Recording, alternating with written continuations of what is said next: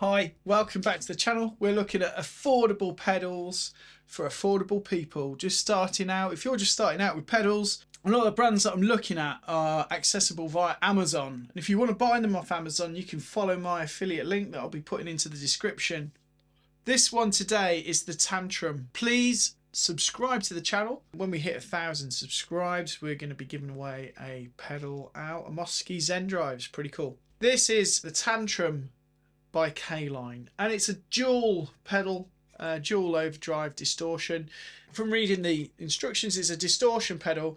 One of the cool things you might know about this that I've not really noticed on a pedal before, it actually has an age on it. It says, look, age 14 plus. So can you imagine being a 10-year-old guitar player right now who loves their metal? Maybe they want to play some Pantera stuff and they can't use this pedal to get the tone because they're under 14. That's really weird. I've never seen an age rating on a pedal before. Now my daughter's 2 and she tantrums a lot, so she would probably like this pedal.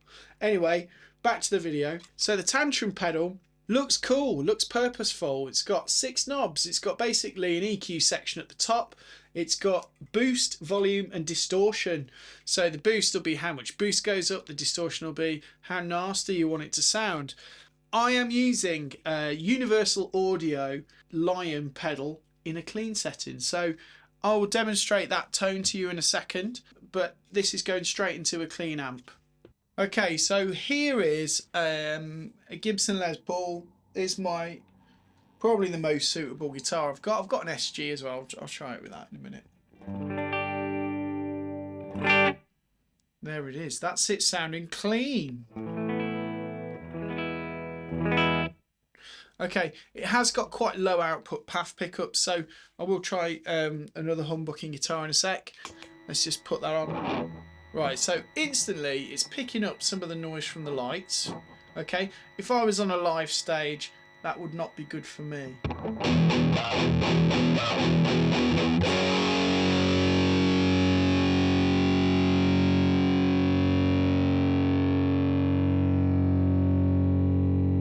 Shall we see if it gents? I don't know what that even means, but let's try it. I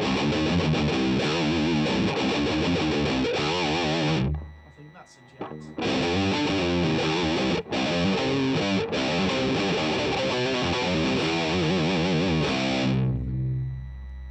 Honestly, the only thing I know in C is neon. Is that gent? I'm going to try it on an SG.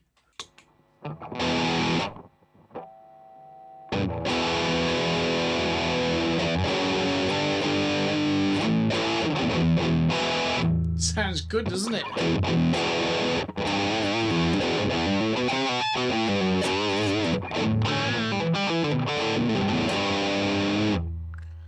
Let me turn the distortion all the way up because somebody's got to.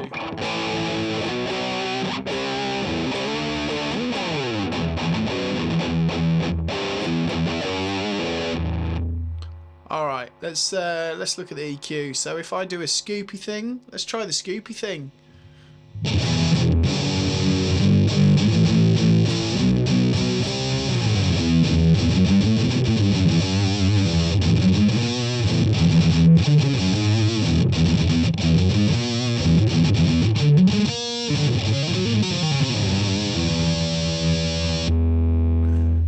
There you go.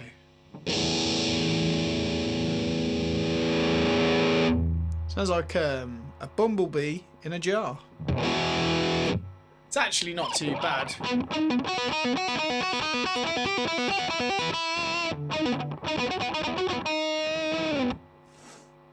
Okay.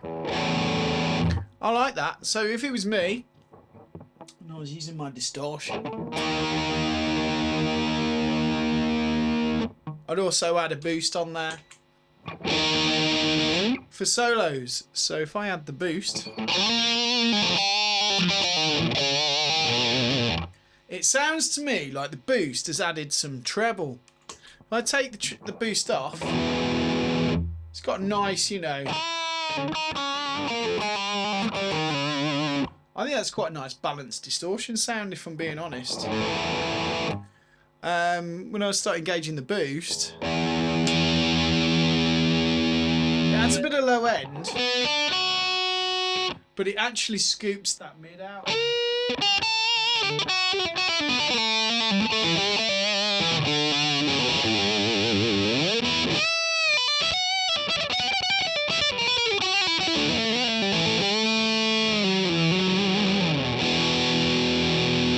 Not quite what I would want for a solo. I'd want something like more mid forward. So if I was doing like if I was using this live, I'd want like a mid push or a top end. That boost seems to be, yeah, it only works when the distortion's on, so it's only boosting distortion. Let me see how pure I can make it. So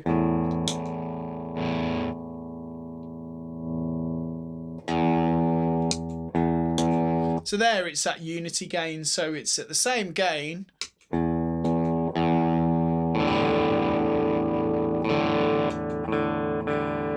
It's added a really slight bit of distortion there. Honestly, SG 400 Epiphone, great guitars, really great guitars. I picked this up for £100 and it's just like, it's just great. So if I had a boost to that, that's interesting, isn't it? Look, it's only a little bit of a boost. If I turn it all the way up,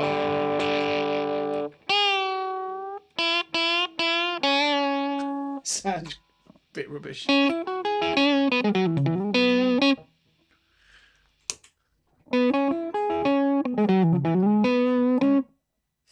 Yeah, I think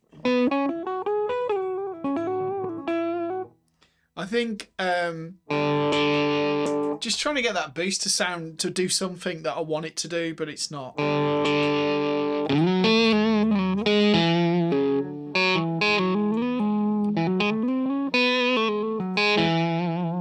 Just kind of sounds like a bee in a jar every time I use it.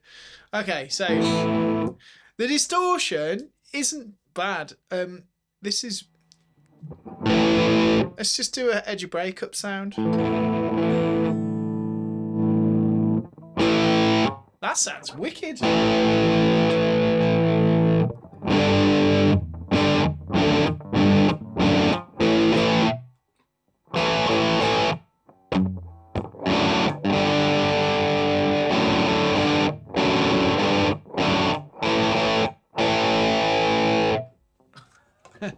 Okay, I quite like that.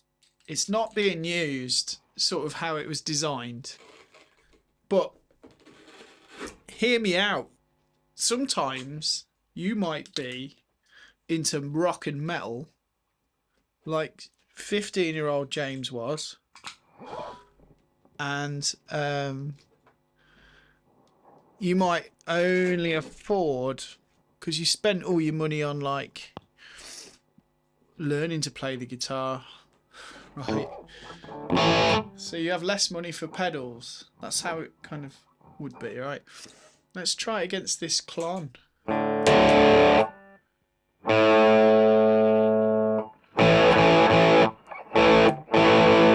So here with the Klon, it's added a mid-range, so everything sounds a bit thicker.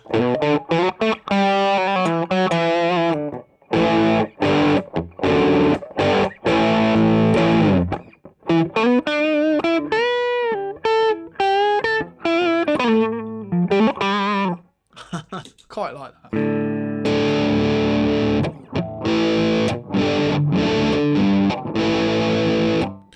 Yeah, it's still really gainy. But the EQ on it's good.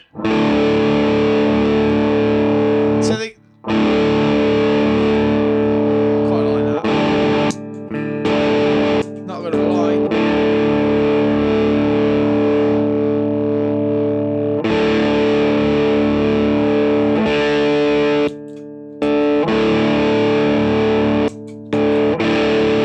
Alright, so that's like a classic Klon setting, that is, where you turn the gain up, you've got those lovely germanium diodes doing the thing, you know, like they don't even activate until it's right up there. So when I'm using my Klon live for my clone for like solos and stuff,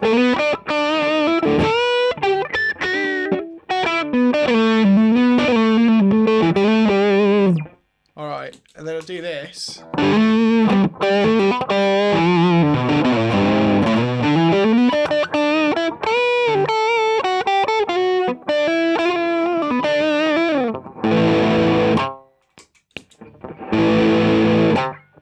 Cool.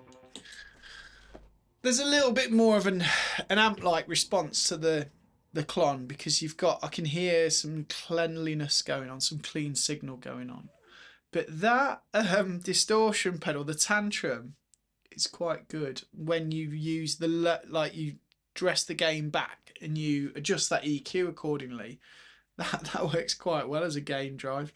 I would, because they're dirt cheap, and you know, I'm pretty impressed with it, if I'm being honest, because I can do with a gain drive pedal, I like flexibility to come out of them. So I have got one where you've got, I've got a pedal called a King of Tone, which took me millions of years to wait for and stuff.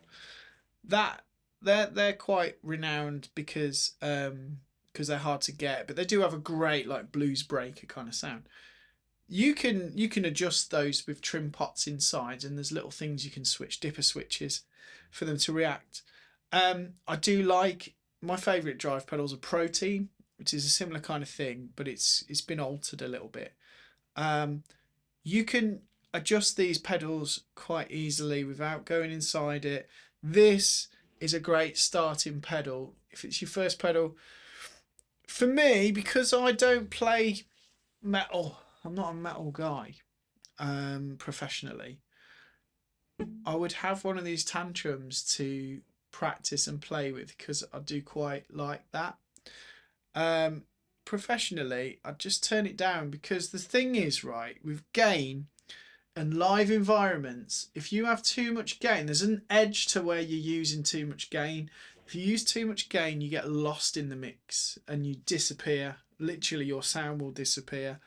And what I've learned is you just wind your gain slightly back just before you really, like, just before you can, as little as you can get away with.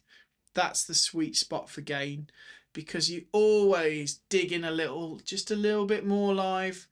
Your amp, you know, or whatever you're using tends to work a little bit harder when you do that, and the gain kind of pops. It kind of, people call it plumes or blooms. It blooms just a little bit better. So I always dress it just a little bit back in sound check. So really, like, I don't need a lot of gain to be happy, and if I have too much gain, it sucks. And I've found over the years that, like, slightly less gain is in any situation is better than having more gain. So there we have it. I am going to give the Tantrum 4 out of 5. It really surprised me. It really surprised me. I didn't think I would like it. I don't know why you've got to be over 14 years old to use it, though. I feel safe right now using this thing. I've got a 7-year-old daughter who plays guitar. I'd let her use the Tantrum. You know, it's not the same as letting somebody watch a horror movie, is it? You know, I think this is okay with kids to use. Into context, I found a submersible pump.